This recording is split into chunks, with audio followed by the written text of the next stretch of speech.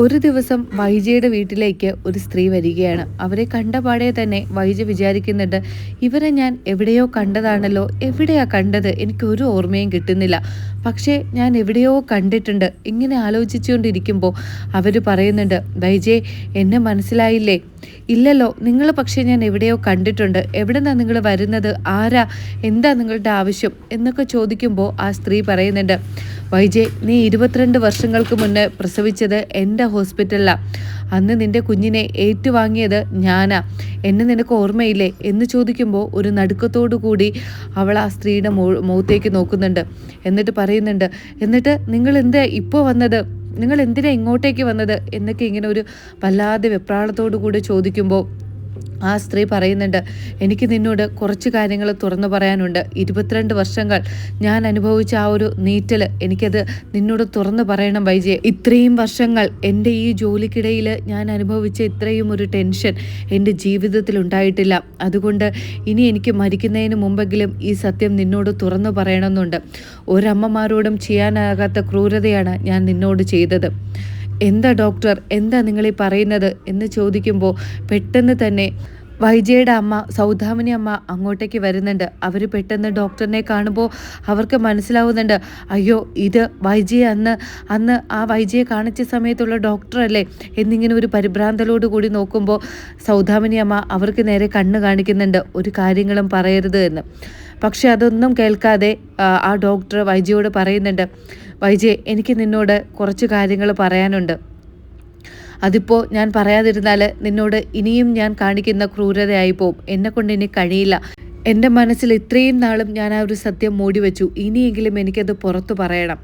എന്താ ഡോക്ടർ, എന്താ നിങ്ങൾക്ക് പറയാനുള്ളത് എന്ന് ചോദിക്കുമ്പോൾ ആ ഡോക്ടർ പറയുന്നുണ്ട്, 22 വർഷങ്ങൾക്ക് മുമ്പ് നീ അന്ന് എൻ്റെ ഹോസ്പിറ്റലിലല്ലേ പ്രസവിച്ചത്. അന്ന് ആരും അറിയാതെ അന്ന് കുഞ്ഞിരാമൻ സാറ് എന്നെയായിരുന്നു നിന്നെ കൊണ്ട് ഏൽപ്പിച്ചത്. അന്ന് നീ പ്രസവിക്കില്ല എന്നും നിന്നെ സിസേറിയൻ ചെയ്യണം എന്നും കുഞ്ഞിരാമൻ സാറാണ് എന്നോട് ആവശ്യപ്പെട്ടത്. അതിനെ തുടർന്ന് കുഞ്ഞിരാമൻ സാറ് എനിക്ക് എത്ര പണം വേണമെങ്കിലും തരാമെന്ന് പറഞ്ഞു. അങ്ങനെയാണ് ഞാൻ നിന്നോട് പറഞ്ഞത്, ഇപ്പോൾ ഡെലിവറി സാധ്യമാകില്ല, അതുകൊണ്ട് ആ കുഞ്ഞിനെ നമുക്ക് സിസേറിയൻ ചെയ്തെടുക്കണം, ഇല്ലെങ്കിൽ ആപത്താണ് എന്നൊക്കെ. അങ്ങനെയാണ് ആ കുഞ്ഞിനെ ഞാൻ സിസേറിയൻ ചെയ്തെടുക്കുന്നത്. പക്ഷേ നിന്നോട് ഞാൻ അതിനുശേഷം വലിയൊരു കള്ളം പറഞ്ഞു വൈജയ്. എന്താ മേഡം, എന്താ പറയാനുള്ളത്?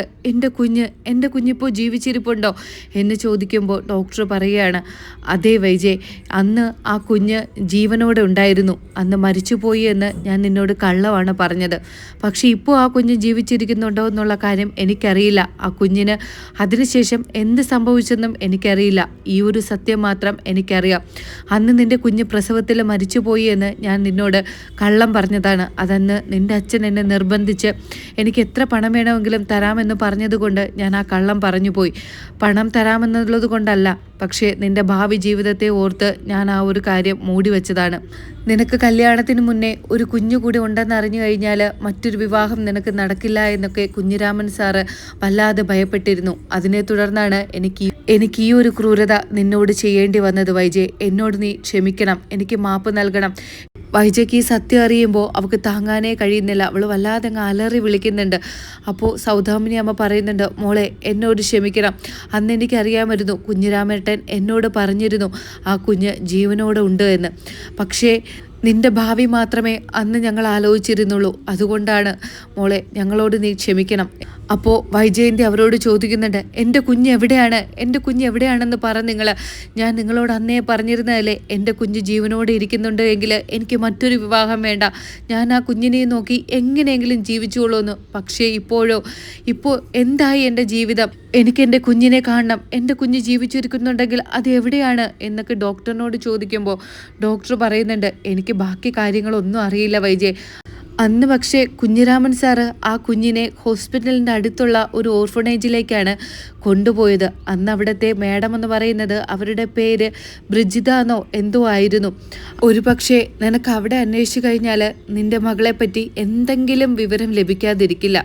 എനിക്ക് ഇത്രയേ പറയാനുണ്ടായിരുന്നുള്ളൂ. എനിക്കിനി സമാധാനത്തോടെ തിരിച്ചു പോകാം. എത്രയോ നാളുകൊണ്ട് മനസ്സിലിങ്ങനെ വിങ്ങി പൊട്ടുന്ന ഒരു രഹസ്യമായിരുന്നു അത്. എന്നോട് ക്ഷമിക്കണം എന്ന് പറഞ്ഞ് ഡോക്ടർ തിരിച്ച് വീട്ടിലേക്ക് പോവുകയാണ്. ആ സമയത്ത് തന്നെ വൈജ ആ ഓർഫണേജിലേക്ക് പോവുകയാണ്. അവിടെ ചെന്ന ഉടനെ തന്നെ പറയുന്നുണ്ട്, എൻ്റെ മകൾ എന്ന് പറയുമ്പോൾ അവർ ചോദിക്കുകയാണ്, എന്ത് പറ്റി? അത് 22 വർഷങ്ങൾക്ക് മുമ്പ് ഈ ഡേറ്റിൽ ഇവിടെ ഒരു പെൺകുഞ്ഞിനെ കൊണ്ട് ഏൽപ്പിച്ചിരുന്നോ? എനിക്കതിൻ്റെ വിവരങ്ങളൊന്നും അറിയാനായിരുന്നു. ആ കുഞ്ഞിപ്പോൾ എവിടെയാണെന്ന് അറിയാനായിരുന്നു. അപ്പോൾ അവർ പറയാണ്, അയ്യോ ഞങ്ങൾക്കതിൻ്റെ വിവരങ്ങളൊന്നും അറിയില്ലല്ലോ. അന്ന് ഇവിടുത്തെ മാഡം ബ്രിജിത മാം ആയിരുന്നു. മാഡം ഇപ്പോൾ ജീവിച്ചിരിപ്പില്ലല്ലോ. നിങ്ങളൊന്ന് അകത്തേക്ക് കയറിയിരിക്കൂ. മാഡം അന്ന് കുറച്ച് കുട്ടികളുടെ ഡീറ്റെയിൽസും അതൊരു ഫയലിലാക്കി സൂക്ഷിച്ചിട്ടുണ്ടായിരുന്നു. അവരുടെ ഫോട്ടോയും ഉണ്ടായിരുന്നു. അതിലെന്തെങ്കിലും കിട്ടുമോ എന്ന് ഞങ്ങൾ നോക്കാം എന്ന് പറഞ്ഞ് ആ സിസ്റ്റേഴ്സ് അകത്തേക്ക് കയറി പോവുകയാണ്. വൈജയ്ക്കാണെങ്കിൽ 22 വർഷങ്ങൾക്ക് മുമ്പ് താൻ ജന്മം നൽകിയ തൻ്റെ മകള് മരിച്ചുപോയി എന്ന് കരുതിയിരുന്നതാണ്. ഇപ്പോൾ അവൾ ജീവിച്ചിരിക്കുന്നുണ്ടോ, എൻ്റെ മകൾ ആരാണ് എന്നൊക്കെ അറിയാനുള്ള ആകാംക്ഷയിലാണ് ഇരിക്കുന്നത്. ആ സമയത്ത് അകത്തു നിന്ന് ഒരു സിസ്റ്റർ വരുന്നുണ്ട്.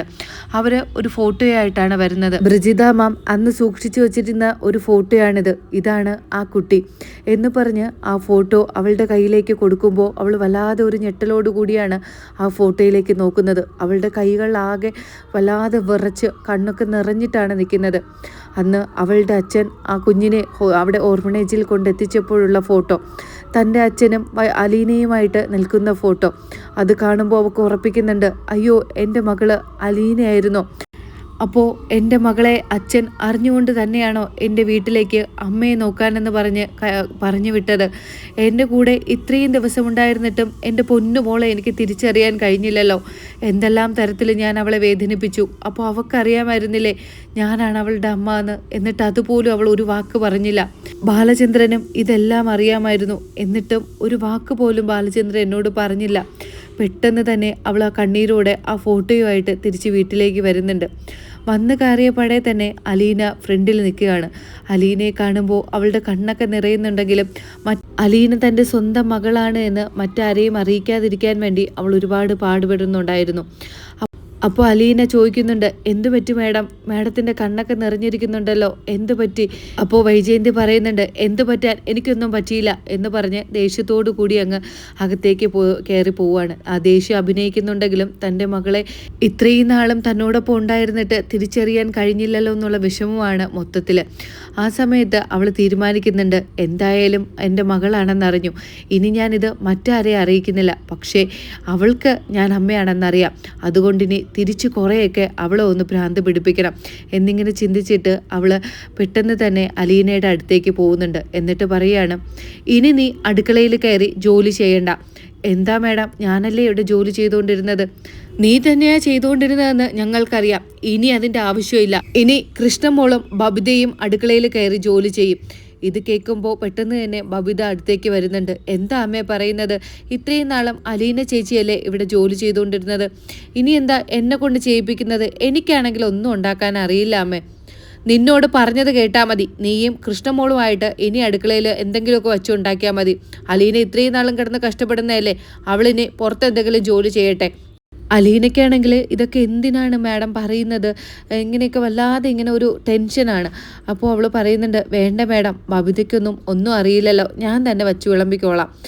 അതേ അമ്മേ, അലീന ചേച്ചി പറയുന്ന കേട്ടില്ലേ, അലീന ചേച്ചി തന്നെ ഉണ്ടാക്കിക്കോളും എന്ന് പറയുമ്പോൾ വൈജയന്ത് പറയുന്നുണ്ട്, നിന്നോട് ഞാൻ പറഞ്ഞ കാര്യം കേട്ടാൽ മതി അലീന ചേച്ചി എന്ന് പറഞ്ഞിട്ട് ദേഷ്യത്തോടെ അങ്ങ് പുറത്തേക്ക് ഇറങ്ങി പോവുകയാണ്. ഉള്ളിലാണെങ്കിൽ അലീനയോടുള്ള സ്നേഹം ഇങ്ങനെ അവളോട് പ്രകടിപ്പിക്കാൻ കഴിയുന്നില്ല എന്നുള്ളൊരു സങ്കടമാണ് വൈജയന്തിക്ക് മൊത്തത്തിൽ. എന്നിട്ട് അലീന ബബിതയോട് ചോദിക്കുന്നുണ്ട്, മോളെ നീ എങ്ങാനും വല്ലതും പറഞ്ഞോ? അയ്യോ എൻ്റെ പൊന്നു ചേച്ചി, ഞാനൊന്നും പറഞ്ഞിട്ടില്ലേ. എനിക്കറിയില്ല അമ്മയുടെ സ്വഭാവത്തിന് ഇത്ര പെട്ടെന്ന് ഇതെന്താ മാറ്റം സംഭവിച്ചതെന്ന്. അമ്മ പുറത്തേക്ക് പോകുന്ന കണ്ടു, തിരിച്ച് സങ്കടത്തോടു കൂടി വരുന്നതും കണ്ടു.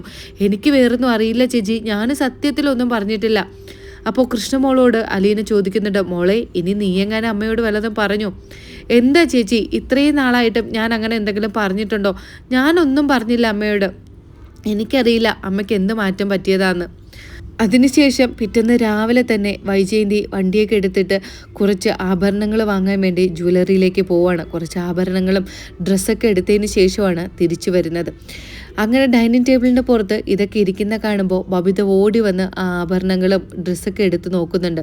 എന്നിട്ട് ഇങ്ങനെ സ്വന്തമായിട്ട് വെച്ച് നോക്കിയിട്ട് പറയുന്നുണ്ട്, അയ്യോ ഇത് കൊള്ളാലോ, ഈ അമ്മയ്ക്ക് ഇത് എന്ത് പറ്റി, എനിക്കിതൊക്കെ വാങ്ങിക്കൊണ്ട് വരാൻ. ഇത്രയും നാളും ഇത്രയും വിലപിടിപ്പുള്ള സാധനങ്ങളൊന്നും അമ്മ എനിക്ക് വാങ്ങിക്കൊണ്ട് വന്നിട്ടില്ല. ഇത് നല്ല നെക്ലേസ് ആണല്ലോ, അതും ഡയമണ്ടിൻ്റെ നെക്ലേസ്. ഈ അമ്മയ്ക്ക് ഇത് എന്താ പറ്റിയത്? ഇതിനൊരു 2-3 ലക്ഷം രൂപയെങ്കിലും ആയി കാണില്ലേ? അപ്പോൾ പെട്ടെന്ന് തന്നെ അവിടേക്ക് വൈജയന്തി വരുന്നുണ്ട്. വൈജയന്തിയോട് ബബിത ചോദിക്കുന്നുണ്ട്, അമ്മേ ഇതൊക്കെ എനിക്ക് നന്നായിട്ട് ചേരുന്നുണ്ടല്ലേ അമ്മേ, നല്ല കളറ്, നല്ല ഡ്രസ്സ്, എനിക്ക് ഒരുപാട് ഇഷ്ടമായി. ഈ ഇത്രയും വിലപിടിപ്പുള്ള ഡയമണ്ടിൻ്റെ നെക്ലേസൊക്കെ എന്തിനാ അമ്മ എനിക്ക് വാങ്ങിക്കൊണ്ട് വന്നത്? ഇപ്പോൾ അതിൻ്റെ ആവശ്യം എന്താ? അമ്മ എന്താ പെട്ടെന്ന് ഇങ്ങനെ വാങ്ങിക്കൊണ്ട് വരാൻ കാര്യം എന്താ അമ്മേ എന്ന് ചോദിക്കുമ്പോൾ വൈജയന്തി പറയുന്നുണ്ട്, നിന്നോട് ആരാ പറഞ്ഞത് ഇതൊക്കെ എടുത്തിടാൻ? അത് ഞാൻ നിനക്കല്ലല്ലോ വാങ്ങിയത്. എനിക്കല്ലേ വാങ്ങിയത്, പിന്നെ ഇതാക്കാ അമ്മ വാങ്ങിയത്? കൃഷ്ണമോക്കാണോ? കൃഷ്ണമോക്കും അല്ല ഞാൻ വാങ്ങിയത്, പിന്നെ ഞങ്ങൾ രണ്ടുപേരും അല്ലാതെ പിന്നെ ഇതാക്കാം. രോഹിത്തേട്ടനാണെങ്കിൽ ഇതൊന്നും ഇടാൻ പറ്റില്ല, രോഹിത്തേട്ടനല്ലല്ലോ അമ്മ വാങ്ങിയത്. പിന്നെ ഞങ്ങൾ പെൺമക്കളല്ലേ അമ്മയ്ക്കുള്ളൂ, പിന്നെ ഞങ്ങൾക്കല്ലാതെ പിന്നെ ഇത് ഇത്രയും വിലപിടിപ്പുള്ള സാധനങ്ങൾ അമ്മ ഇത് വേറെ ആർക്ക് വാങ്ങാനാ? സത്യം പറ അമ്മേ, അമ്മ ഞങ്ങൾക്കല്ലേ ഇതൊക്കെ വാങ്ങിച്ചത്, പറ അമ്മേ എന്ന് പറയുമ്പോൾ വൈജയന്തി പറയുന്നുണ്ട്, ഞാൻ പറഞ്ഞില്ലേ ഇത് നിങ്ങൾക്കല്ല വാങ്ങിച്ചതെന്ന്. നിങ്ങളുടെ അച്ഛൻ മരിക്കുമ്പോൾ എന്നോടൊരു കാര്യം പറഞ്ഞിട്ടുണ്ടായിരുന്നു, അലീനയെ പൊന്നുപോലെ നോക്കണമെന്ന്. ഞാൻ വിചാരിച്ചു അലീനയ്ക്ക് എന്തെങ്കിലും വാങ്ങിക്കൊടുക്കാമെന്ന്. അപ്പോൾ അവരൊക്കെ വല്ലാതെ അന്തം വിട്ടിങ്ങനെ നിൽക്കുകയാണ്. അലീന ചേച്ചിയോട് ഇത്രയും ദിവസം തോന്നാത്ത ഒരു സ്നേഹം, അതും അച്ഛൻ പറഞ്ഞെന്നും പറഞ്ഞ്. അമ്മയ്ക്ക് മുൻപേ ഒന്നും അച്ഛൻ പറഞ്ഞിട്ട് ആ ഒരു സ്നേഹം തോന്നിയിട്ടില്ലല്ലോ, പിന്നെ ഇതിപ്പോൾ എന്താ ഇങ്ങനെ പെട്ടെന്ന് അലീന ചേച്ചിയോട് സ്നേഹം തോന്നാൻ കാര്യം? അപ്പോൾ വൈജയന്തിക്കാണെങ്കിൽ തിരിച്ച് അവരോട് പറയാൻ വേണ്ടി ഉത്തരവൊന്നുമില്ല. ഇല്ല, ഞാൻ പിന്നെ ബാലേട്ടൻ എന്നോട് അങ്ങനെ പറഞ്ഞത് കൊണ്ട് ഞാൻ പിന്നെ അത് ഓർമ്മിച്ച് വാങ്ങിച്ചെന്നേ ഉള്ളൂ. നീ ആ മാല ഊരി അങ്ങ് അവൾക്ക് കൊടുത്തേ, അവൾ ഇട്ട് നോക്കട്ടെ എന്ന് പറയുമ്പോൾ പെട്ടെന്ന് തന്നെ ബബിത അതങ്ങ് അഴിച്ച് അലീനയ്ക്ക് കൊടുക്കുന്നുണ്ട്. അലീന അത് കഴുത്തിലിങ്ങനെ വയ്ക്കുമ്പോൾ ബബിത പറയുന്നുണ്ട്, ഓ അലീന ചേച്ചിക്ക് നന്നായിട്ട് ചേരുന്നുണ്ട് ഈ മാലയൊക്കെ. അലീനയും പറയുന്നുണ്ട്, എന്തിനാ മാഡം എനിക്കിതൊക്കെ വാങ്ങിക്കൊണ്ട് വന്നത്? എനിക്കിതിൻ്റെ ആവശ്യമൊന്നുമില്ല, അത് കൃഷ്ണമോക്കോ ബബിതയ്ക്കോ കൊടുത്താൽ മതി, അവർക്കല്ലേ ഇതിൻ്റെയൊക്കെ ആവശ്യം, എനിക്കെന്തിനാ ഈ വീട്ടുവേലക്കാരിക്ക്? നിന്നോട് പറഞ്ഞ കാര്യം കേട്ടാൽ മതി. നിനക്ക് ഞാനൊരു നെക്ലേസ് വാങ്ങിക്കൊണ്ടുവന്നു, അത് ഇഷ്ടപ്പെട്ടില്ല എന്നുണ്ടെങ്കിൽ നീ എവിടെയെങ്കിലും മാറ്റി വെച്ചേക്കങ്ങ്. ഇപ്പോൾ വാങ്ങിക്കൊണ്ട് വന്നതും കുറ്റമായി പോയോ എന്നിങ്ങനെ ചോദിക്കുകയാണ്. അപ്പോൾ അലീന പറയുന്നുണ്ട്, അയ്യോ മാഡം ഇഷ്ടപ്പെടാഞ്ഞിട്ടല്ല, എന്നാലും ഇത്രയും വിലപിടിപ്പുള്ള സാധനങ്ങൾ എനിക്ക് വാങ്ങിക്കൊണ്ട് വന്നതുകൊണ്ട് ഞാൻ പറഞ്ഞതാ അതങ്ങ് അവർക്ക് കൊടുത്തേക്കാൻ. എന്തായാലും മാഡം എനിക്ക് വാങ്ങിക്കൊണ്ട് വന്നതല്ലേ, എനിക്കിഷ്ടപ്പെട്ടു, ഞാൻ ഇട്ടോളാം എന്ന് പറയുമ്പോൾ വൈജയന്തിയുടെ ഉള്ളിൽ വലിയ സന്തോഷം തോന്നുകയാണ്. മനസ്സിലാണെങ്കിൽ ഇങ്ങനെ സങ്കടവും നിറഞ്ഞിരിപ്പുണ്ട്. തൻ്റെ മകളെ എനിക്ക് എല്ലാവരുടെയും മുന്നിൽ വെച്ച് മകളെന്ന് വിളിക്കാനോ സ്നേഹിക്കാനോ ഒന്നും വാങ്ങിക്കൊടുക്കാനോ കഴിയുന്നില്ലല്ലോ. അവളെ എനിക്ക് പുറത്തോട്ട് കൊണ്ടുപോകണം, അവളെ എൻ്റെ മാറിൽ ചേർത്ത് കിടത്തണം. ഇത്രയും നാളും ഒരമ്മയുടെ സ്നേഹം അവൾക്ക് കിട്ടിയിട്ടില്ല, അത് മുഴുവൻ എനിക്ക് ഇനി കൊടുക്കണം, അങ്ങനെയൊക്കെ ഇങ്ങനെ വിചാരിക്കുന്നുണ്ട്. അതിനുശേഷം വൈജയന്തി അലീനയോട് പറയുന്നുണ്ട്, ഇനി ഞാൻ ഒരു കാര്യവും കൂടെ പറയാം, ഇന്ന് മുതൽ നീ എൻ്റെ റൂമിൽ കിടന്നാൽ മതി. എന്താ മാഡം, ഇത്രയും നാളും അടുക്കളയിലല്ലേ ഞാൻ കിടന്നുകൊണ്ടിരുന്നത്, ഇല്ലെങ്കിൽ മുത്തശ്ശിയുടെ റൂമിലായിരുന്നില്ലേ കിടന്നുകൊണ്ടിരുന്നത്? ഞാൻ അവിടെ എവിടെയെങ്കിലും കിടന്നോളാം, നിന്നോട് പറഞ്ഞ കാര്യം കേട്ടാൽ മതി. എനിക്ക് രാത്രി ചിലപ്പോൾ എന്തെങ്കിലുമൊക്കെ ആവശ്യം വരും, അതെടുത്ത് തരാൻ വേണ്ടിയിട്ടാണ്, അല്ലാതെ നിന്നോടുള്ള സ്നേഹം കൊണ്ടൊന്നും അല്ല. ശരി മാഡം, ഞാൻ ഇന്നു മുതൽ മാഡത്തിൻ്റെ റൂമിൽ കിടന്നോളാം. അലീനയ്ക്കാണെങ്കിലും ദേഷ്യത്തോടു കൂടിയാണ് വൈജ പറഞ്ഞത് എങ്കിലും തൻ്റെ അമ്മയുടെ അടുത്ത് കിടക്കാമല്ലോ എന്നൊക്കെ ആലോചിച്ച് വലിയ സന്തോഷം തോന്നുന്നുണ്ട്.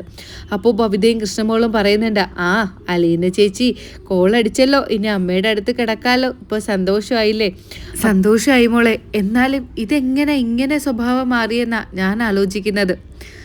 അതൊക്കെ അങ്ങനെ ആയിരിക്കും ചേച്ചി, അങ്ങനെയൊക്കെ അങ്ങ് മാറി ചേച്ചി അമ്മ സ്നേഹിക്കാൻ തുടങ്ങും, നോക്കിക്കോ എന്ന് പറയുന്നുണ്ട്. ആ സന്തോഷം പെട്ടെന്ന് തന്നെ അലീന രേവതി കുട്ടിയെ വിളിച്ച് പറയാണ്, എന്താ ചേച്ചി ഇപ്പോൾ വിളിക്കാൻ കാര്യം?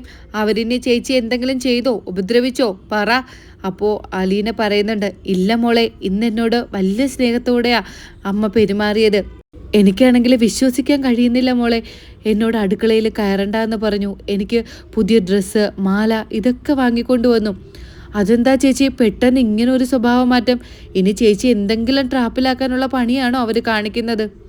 അറിയില്ല മോളെ, എന്തോ ഒരു വിഷമം ഉള്ളിൽ തട്ടിയിട്ടുണ്ട്, അത് മനസ്സിലാവുന്നുണ്ട്, പക്ഷെ എന്താണെന്നറിയില്ല. ചേച്ചി ഒരുപാട് വിശ്വസിക്കാൻ പോണ്ട, എന്നാലും ചെറുതായിട്ടൊന്ന് സൂക്ഷിച്ചോളണേ എന്നൊക്കെ പറഞ്ഞ് രേവതിക്കുട്ടി അങ്ങ് ഫോൺ വയ്ക്കുകയാണ്. അപ്പോൾ വൈജയന്തി ഇങ്ങനെ മനസ്സിൽ വിചാരിക്കുന്നുണ്ട്, ഇനി കുറേ നാൾ ഞാൻ എന്തായാലും അവളായിട്ട് വട്ടം കറക്കും. അവൾ എന്നെ കുറച്ച് ദിവസം വട്ടം കറക്കിയതല്ലേ, ഞാൻ അമ്മയാണെന്ന് അറിഞ്ഞിട്ട് അവൾ എന്നോട് ഒരു വാക്ക് പോലും ഇതുവരെ ആയിട്ടും പറഞ്ഞിട്ടില്ല. ഞാൻ അവളെ എന്തുമാത്രം ഉപദ്രവിച്ചു അതെല്ലാം അവൾ സഹിച്ചു. ഇനി എനിക്ക് അവളെ സ്നേഹിക്കണം. ഇത്രയും നാളും കൊടുക്കാൻ പറ്റാത്ത സ്നേഹമെല്ലാം എനിക്ക് അവൾക്ക് കൊടുക്കണം. പക്ഷേ കുറേ ദിവസം ഞാൻ അവളായിട്ട് കറക്കും. അങ്ങനെയുള്ള അടിപൊളി എപ്പിസോഡാണ് ഇനി മഴതോരു മുംബൈയിൽ വരാനിരിക്കുന്നത്. ഈ ഒരു എപ്പിസോഡ് നിങ്ങൾക്ക് ഇഷ്ടമായി എങ്കിൽ ചാനൽ സബ്സ്ക്രൈബ് ചെയ്യാനും ഈ ഒരു എപ്പിസോഡ് ലൈക്ക് ചെയ്യാനും മറക്കരുത്. ഇനി മഴതോരു മുംബൈയുടെ പുതുപുത്തൻ വിശേഷങ്ങളുമായി ഉടനെ കാണും വരയ്ക്കും. ബൈ.